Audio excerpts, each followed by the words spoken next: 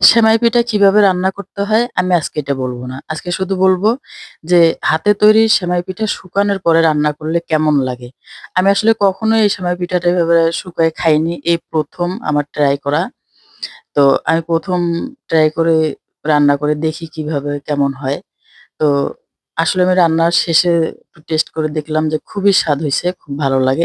এই স্বাদটা কিন্তু আ একটু ভিন্ন রকম। যেমন নরম সেমাই পিঠাটা আবার সাথে বানাইয়া রান্না করলে যেটা স্বাদ, ওইটার থেকে মানে এটা ভিন্ন রকম একটু বেশি স্বাদ আমার কাছে মনে হইল। কারণ এটা খাইতে একটু হালকা শক্ত লাগে দাঁতে। বেশ ভালো লাগে। মানে সিদ্ধ হওয়ার পরও যেমন একটা জিনিস একটু শক্ত থাকে, খেতে বেশ ওইটার স্বাদটাই অন্যরকম। আর যেটা সাথে তৈরি করে আমরা বানাই রান্না করি সেটা তো হলো নরম একেবারে দাঁতে দিলে নরম গলে যায়। এটা কিন্তু ওইভাবে গলে না। তবে খেতে খুব ভালো লাগে। এই দেখুন আমার পিঠাটা রান্না হয়ে গেছে। রান্নাটা অবশ্যই যার মতো করে বাদাম, কিশমিশ, নারিকেল, খেজুরের গুড় দিয়ে রান্না করতে পারবেন। আমি জাস্ট আমার নিজের একটা জিনিস পরীক্ষা করার জন্য পরীক্ষামূলক রান্না যে এইভাবে পিঠাটা খেতে কেমন লাগে।